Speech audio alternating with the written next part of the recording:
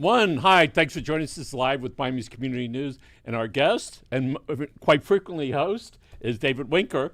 All right, not Winkler, Winker. All right. Happy to be here. I'm happy to be a guest. I feel a lot more relaxed than usual. Okay, well, we'll see. All right. My daughter watches, there's a cartoon called Annoying Orange. And on that cartoon, he does an Ask Orange segment, and the segment is, you got lots of questions, I got lots of answers. Okay, so I hope I got some answers for you. So you're an attorney. First, where'd you go to school?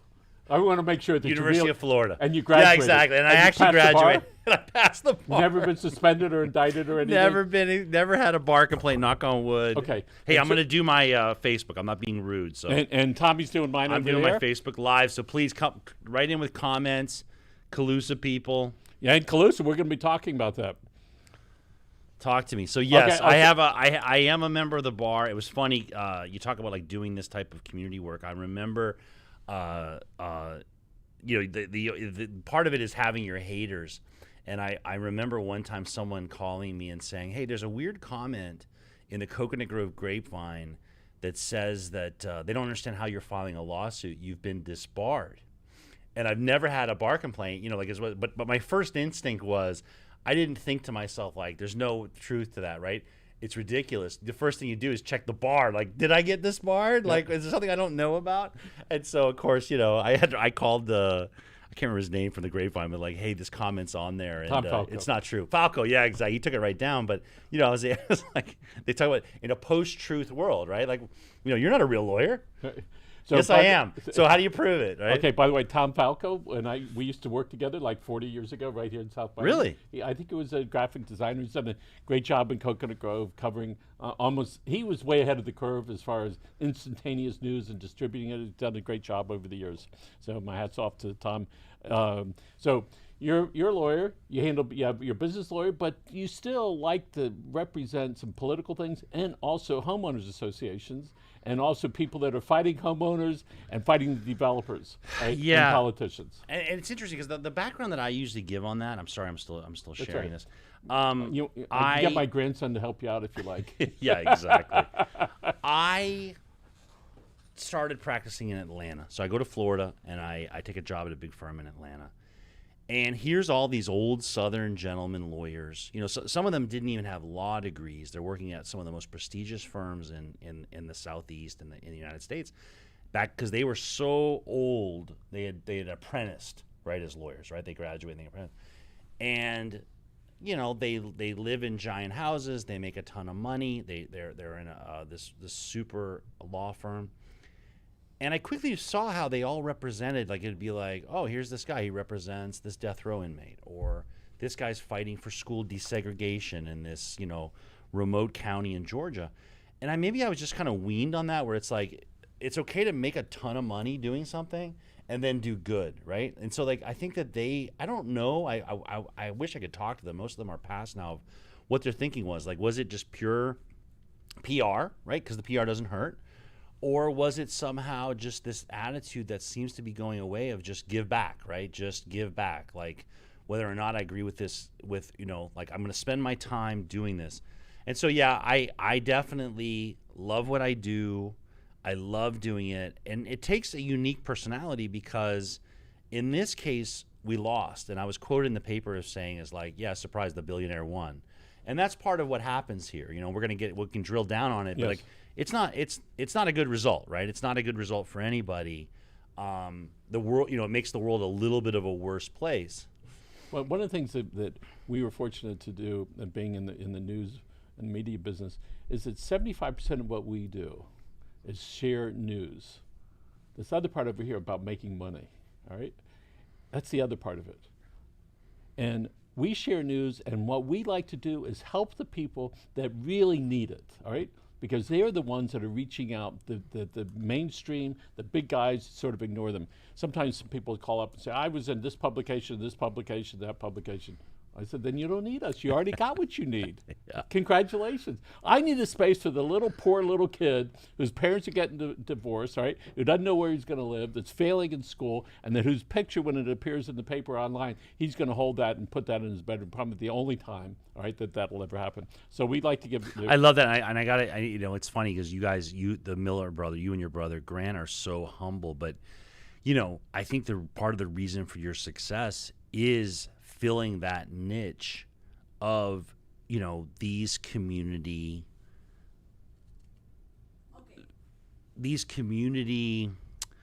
vacuums, these really close issues that like maybe aren't big enough deal for the Herald. So here's what we recognized about 30 years ago. Merritt Steerheim was the manager back then. And, you know, we're following up on conversations with him, and my father said local is in radio and TV. He recognized that. And 30 years ago, he had a diagram in the Herald in the middle. He said, ring around the Herald. They had all these little newspapers that fit our mantra of stirring it up a little bit. And so publishers across the country were able to do that, and it's local. We, with working with Merritt and the conversations, we supported local community councils. We supported each of the new chambers. We supported each of the new cities as they were formed. And victory has many, the fathers, defeat has none. So we'll take some of that credit for helping people get more local. So let's talk about a recent case that he had before the county commission. This is concerning a 160-acre, the former Calusa golf course in West Kendall and 130 some odd Avenue. It's not been a golf course for 5 or 6 years. And there are people that live around the golf course. We'll refer to it as the ring. There's a covenant that the developer back when signed. And I like to say it's not, you know, a covenant. So what does that mean? There was a promise, Yes. right? There was a promise because that was farmland back Yes. then. I mean, you know it better than I do. Yep. It was farmland, and they wanted to build something different. And so what did the county extract from them? They extracted a promise, a 99-year promise that this would remain A golf course. a green space, golf course, tennis, things like that. So as time went on, the people that owned it happened to be the Bacardi family or one of their entities, said, we don't want a golf course anymore. We want to put up, I saw the plans, it was most of it was a senior living facility, all right? And everything you need to be a senior, all right? And it looked very beautiful. The neighbors around the ring, and of course some of the people across from there, said, we don't want that. So the developer back then said, well, what do we have to do to undo the promise? And the promise was that if we want to change it, a minimum of 75% of the people on the ring have to sign that they don't want it, that it's okay if Yep. it's not there anymore. So why don't you catch us up?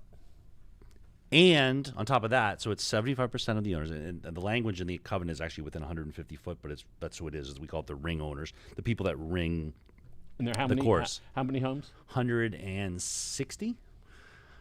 And I need my fact checkers from Calusa to jump in on there. Amanda Prieto will tell us the exact number, I'm sure. But it also required the commission to sign off. County So the commission, idea okay. is the county commission. So the idea is, you know, who are the constituencies here? The constituencies are the developer who wants to develop it, break the promise, or wants out of his promise, and there's a mechanism for out of his promise. And so you have the ring owners, and then you have kind of what I would say is the commission acting as the representative of the community. And so we had a hearing on this issue. But prior to the hearing, this has been going on since at least 2001. Yeah, and the Right? reason it's going on from 2001 is they tried legally to kill it off, right? They tried legally. So there's a concept of, in the law, we have a real, it's anathema to the law. The law views with suspicion restrictions on the use of land. So, you know, the Miller brothers own this block of South Miami, and you have a news thing here. So let's say that I put together a consortium that wants to buy you guys out when you retire, and you say, you know what? But this is a second generation news site. We want it to remain a news site, and we can enter into that covenant. But the law is going to there's certain mechanisms in the law that allow that to be broken because we want land to be developed. We want land to change. You know, something that maybe was a railroad station for a while. We don't want a railroad station anymore. So then are we going to be locked in for a million years on that issue? So they tried to undo it. The problem was they couldn't undo it because different from the scenario I gave of private. This was the county. They agreed to, in exchange for being allowed to develop the golf course, that they were going to leave it a golf course for 99 years. So that was like in the late 60s. So there's like another 40 years left in it. So they fail. The lawsuits go on, and as lawsuits It's go, been dragging on for a really long time. It's a mess. Go third DCA back, third DCA back. I mean, it goes back and forth. So long story short, they get the 75%, right? They pay. It's like anywhere from like 50,000 to 300,000 are the rumored amounts. It's all under non-disclosures agreements, non-NDAs. But basically, they get their 75%, or they allege they have the 75%. They went around to the ring owners and said, "We'll pay you so that you'll sign off and you'll agree not to fight us." Exactly, and then it gets into, it's interesting because my Calusa people that are listening are going to be, they're going to be frustrated because it's like there's a little history to that too, because everyone feels a little betrayed because those homeowners were the ones that were fighting it. And it seems like, they just decided to go over, right? They decided to take the money. And, it's like classic divide and conquer, right? If you're the developer and all you have to do is get these 75 people in, well, you're not going to deal with anyone else, right? So 75%. So there's still 20 plus homes that are there. Yeah, more than that. It was 100. I think they got 123 homes to sign off. Oh, so it's 30, 40, 50 homes. Yep. Right? That didn't do it. So that means, and there's people who previous owners have signed these. Again, it gets super complicated because this has been going on so long that there's people that the Miami Herald knocked on the door and said, like, "Hey, you consented to this. Like, what are you talking about?" And they had no idea. Yeah, the new owners had no idea because the prior owners said, "Yeah."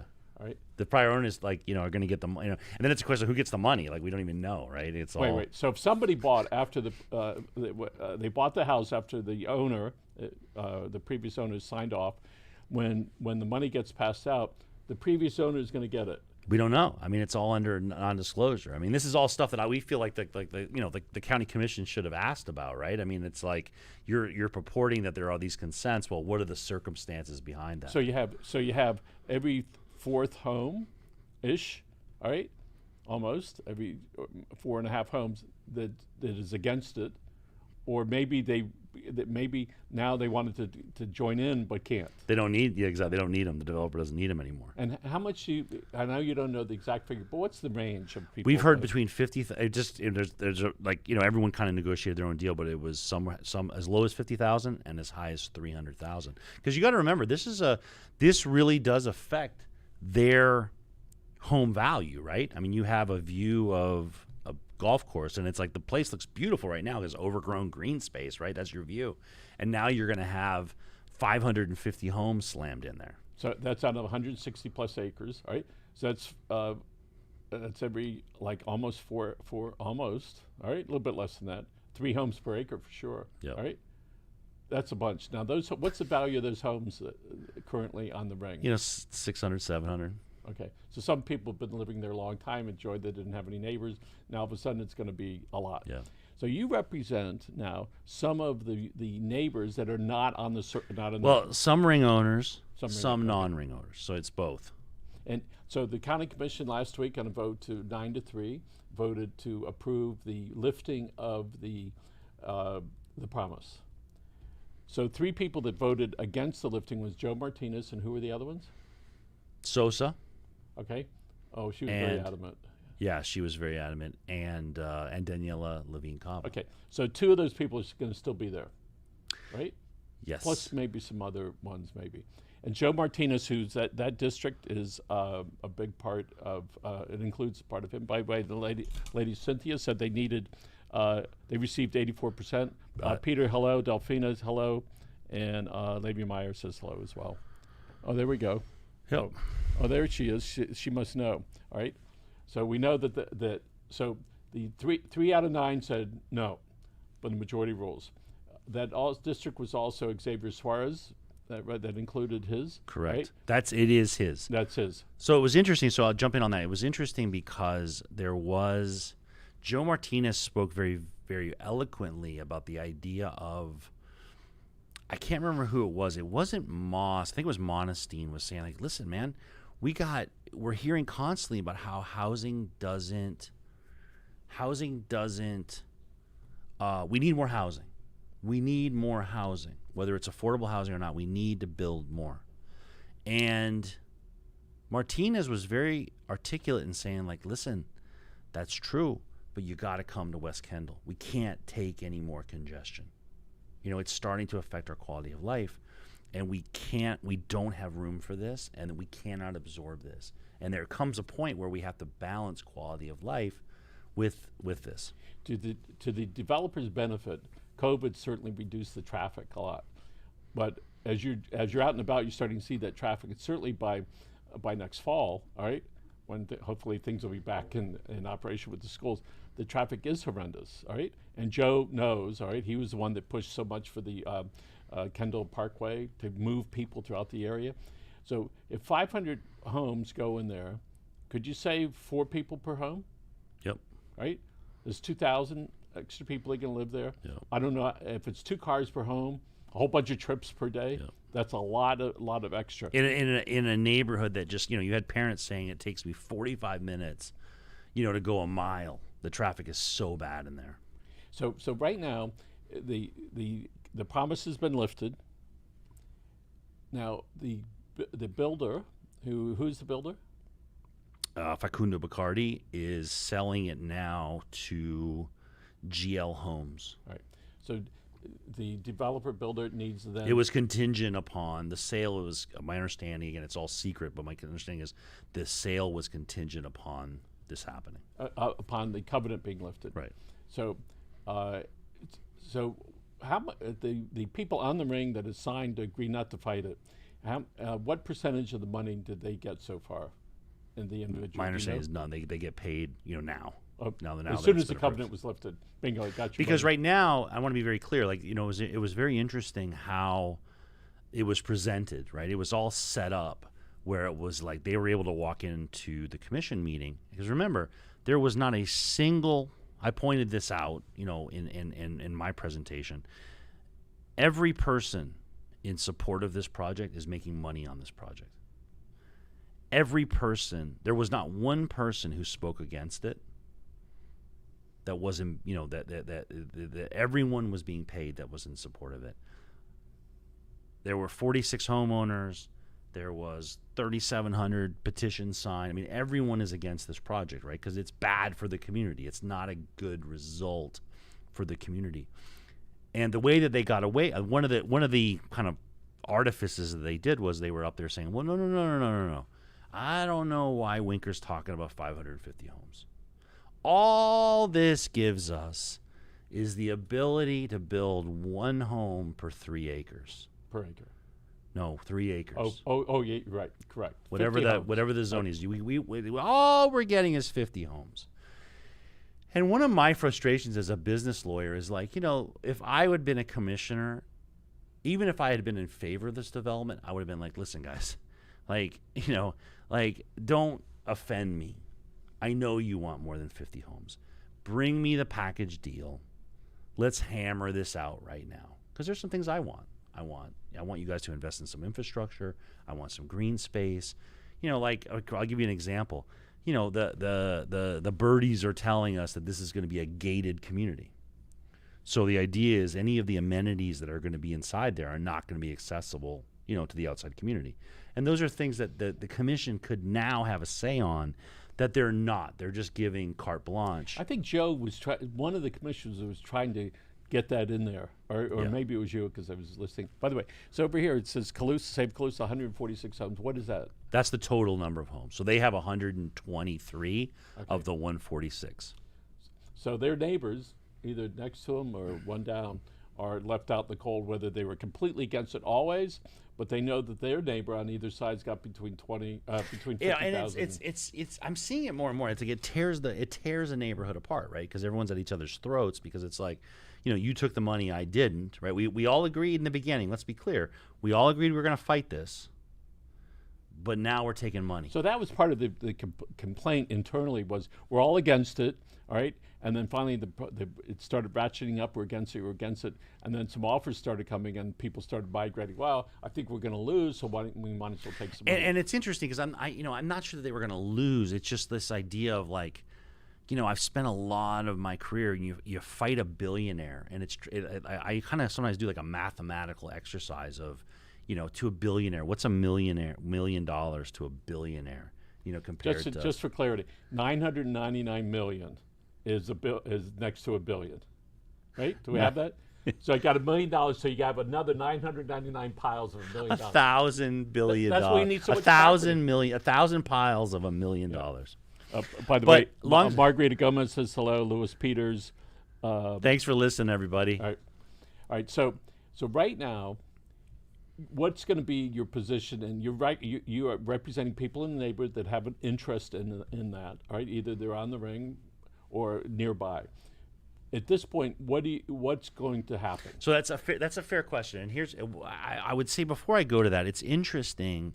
I had 2 hearings last week that were rough hearings. One was, we could do a whole nother show on what happened in Coral Gables with the Wawa across the street from the Carver Elementary. And you have people take time out of their day. They show up at the commission meeting. They say their viewpoint, and they watch our government in action, and they're disgusted.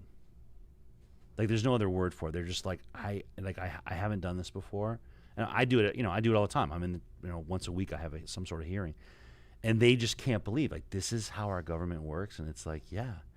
And it usually energizes people. So I'll give you an example. So, like, I'm definitely not, I've interviewed here on the show Daniela Levine Cava, but I'm not, I'm not affiliated with her. I'm not affiliated with Bovo. And the reaction of the community was really rough because they were like, Bovo really, Commissioner Bovo really made a point of being, I'm on the side of neighborhoods. I'm on the side of residents.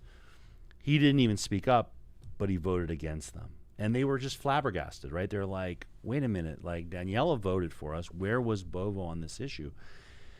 And, you kind of have this rough talk with your clients saying, like, yeah, this is, like, we elect these people, right? Like, there's consequences to these elections. And, we really got to drill down on what they're going, to do. Like, it really, you see it on this issue with the, you saw, again, I'm not affiliated with either candidate, but Cindy Lerner came and spoke very eloquently about, I lived in this community and this should not be lifted.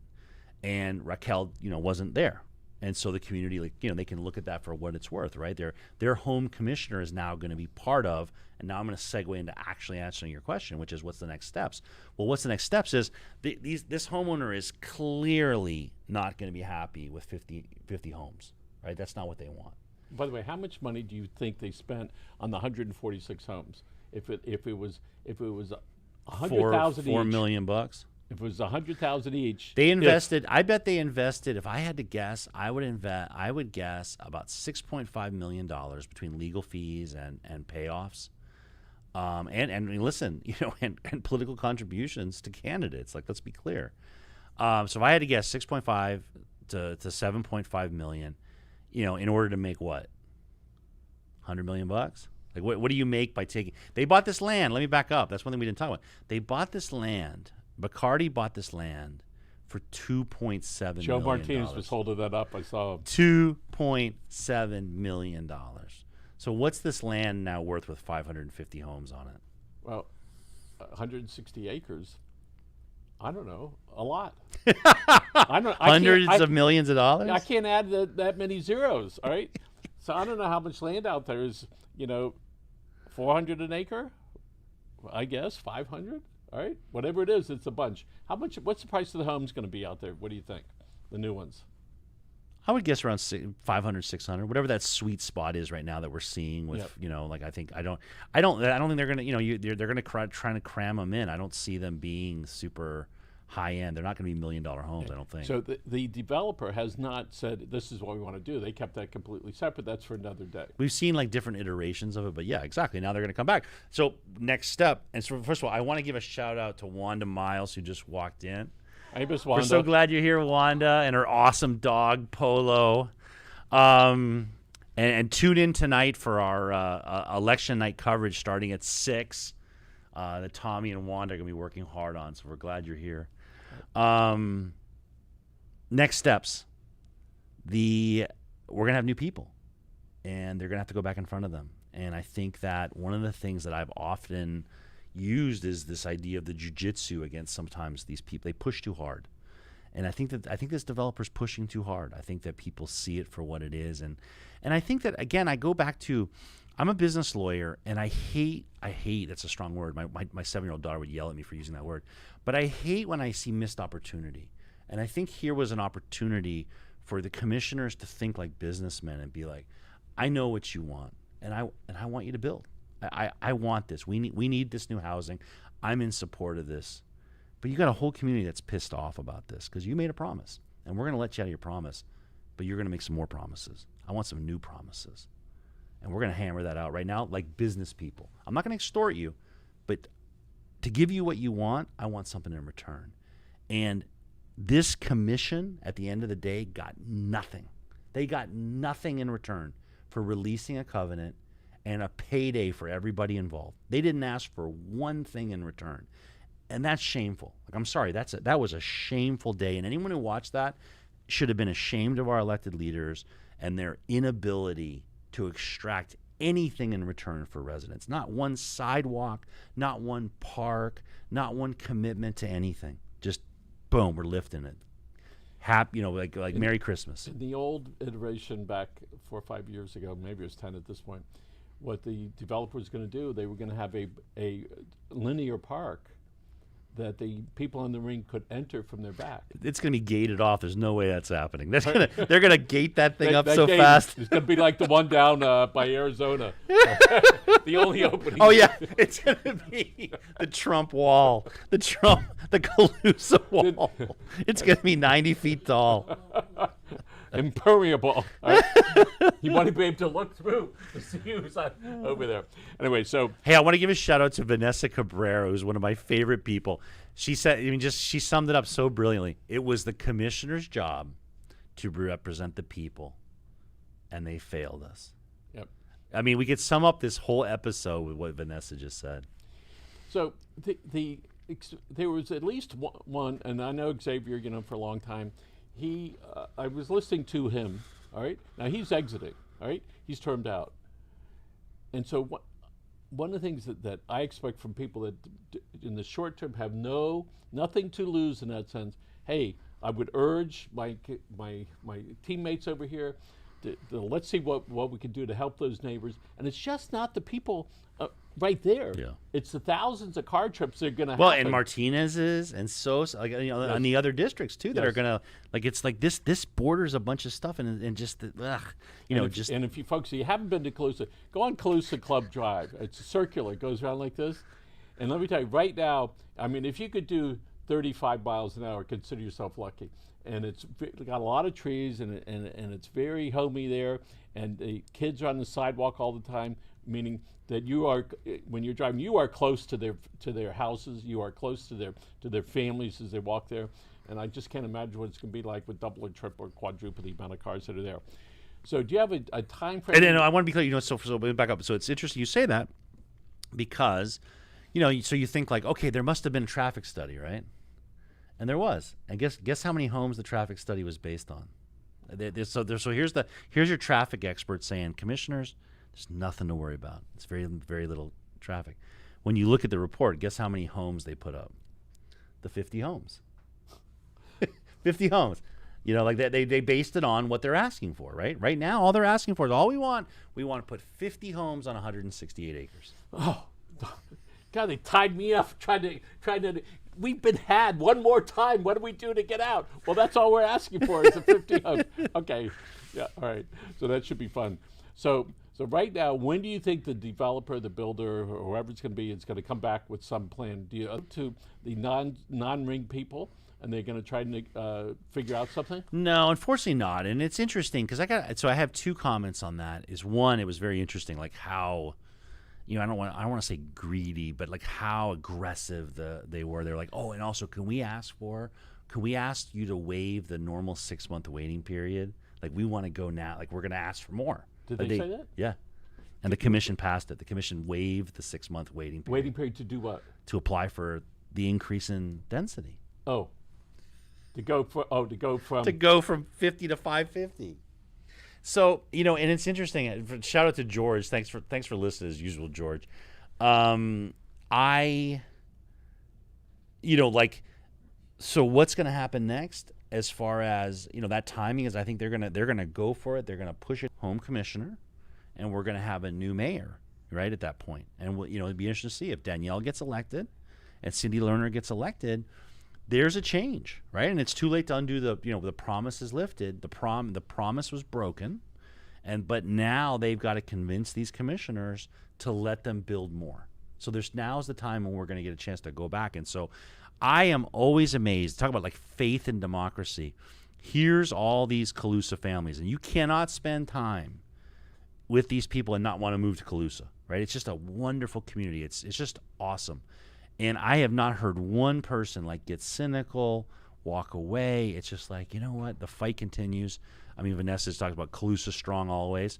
I mean, Calusa, that community has been through hell with this. We live in horse country, and there's a group of us, long before I got there as well, that have fought development.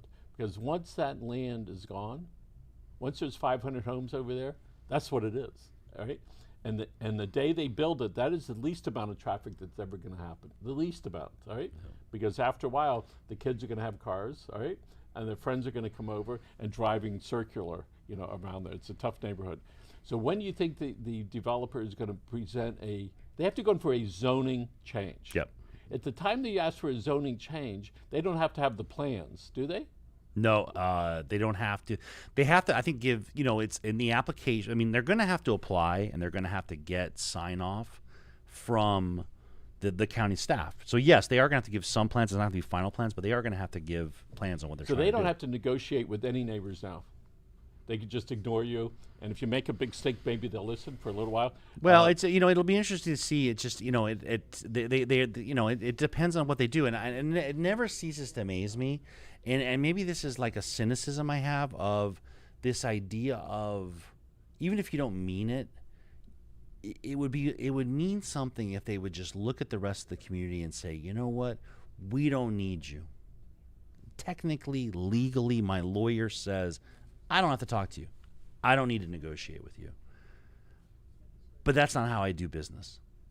I'm going to make you love me. I'm going to make you fall in love with me. I'm going to make this work. I know you hate me right now, and I know you hate my project, and I'm going to win you over.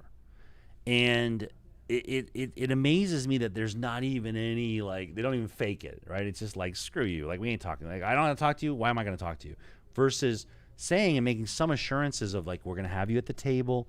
I'm not sure we can agree on everything, but I want to hear your viewpoint, how we make this. Because just think about the design of this. Just think about what we're talking about, walls and berms and all this stuff. It affects the entire community. So why wouldn't you engage the community? Why wouldn't you have these meetings? So if the minimum that the developer does is sit down with some of the stakeholders out there and listen to them, and to see if there's something they could do to make everybody happier. It's not going to be happy. Because there's something that goes with this, which sometimes you just have to have this conversation. I was like, guys, I'm sorry. This is happening. This is happening. We got to live together. So what are we going to do? There comes almost like a come to Jesus moment where you just say, guys, we won, you lost. But I'm not just going to jam it down, right? We're going to, that. I'm not going to take advantage of the situation. Now the next step is coming, and it's just there's no effort to reach out to the community. How long does it take to build a complex like that of, let's say it's 500 homes? I mean, it's a couple of years, right? No, I'd say 5-6 years, yeah. So for 5 or 6 years, the developer can have grief from the neighbors every day until they wear out or move. It was very telling. I mean, look at the media coverage. I mean, look at Lydia Dink of the DBR. Look at Linda Robertson, one of the most celebrated community reporters. Yeah. I mean, you read those articles and they're just ugly articles, right? They're just ugh, like this sucks. This development sucks. GL Homes, the process sucks. And they have developments all over the place, all right? So they could reach out to you and say, all right, listen, we're coming, but maybe we could get together and chat so that at least when it goes before the commission, they won't be as mad. All right. One of the things that we learned in horse country, typically the commission says, "Did you go talk to the neighbors?" Yeah. Yes, we did. We couldn't agree. Okay, but at least everybody. Yeah. All right. Yep. Or yes, we did. We made some adjustments. We're not happy, but you know what? Yep. I got other things to do. That's going to happen over there, and maybe we. It's interesting because it was the same thing that happened with the Wawa, and we should do a whole separate thing on the Wawa. But the same thing with the Wawa, where Not Walters, right? no Wawa, I love Wawa, the gas station, and it was interesting because it was like everyone spoke against the Wawa, and then here's the Coral Gables commissioner saying, "Yeah, but here's these 47 people in this neighborhood that support it," and it's like, yeah, they're the ones that own the land. Like, they're the ones that are going to profit from this. It's like, I don't know what do you do? It's almost like you could almost do something like, if you can't get one person to show up and support what you're doing, there should almost be like a veto right. Like, you can't get one human being to walk in there with a straight face and say, like, I want to pave over this green space. This is great for South Florida. Let's get rid of it. And then I think I would put this in the bigger context. And it's interesting because sometimes clients, they don't want to it's like, this is our fight.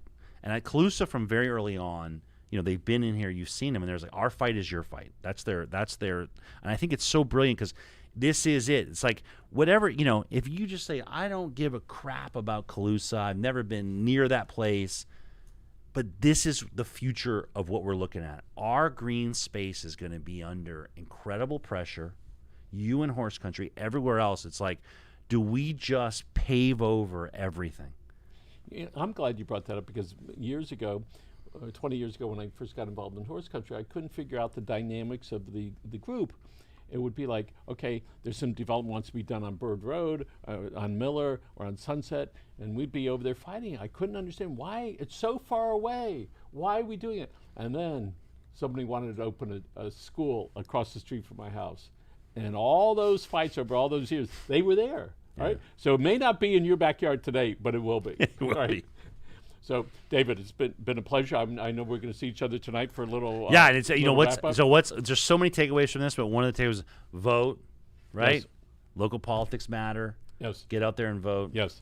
And we look forward to tonight, and I'm so glad you're involved in lots of stuff that I like sitting on this side of the table. Right. Thank you for having me. We'll go out and we'll have a beer one day. Folks, thanks again for joining us. This is Live with the Miami Community News, and our guest today is David Winker, who's usually on this side. And if you need to reach him, he's all over the internet, everywhere. Most of it is good stuff. Happy election, everybody. All right. See you. Thank you.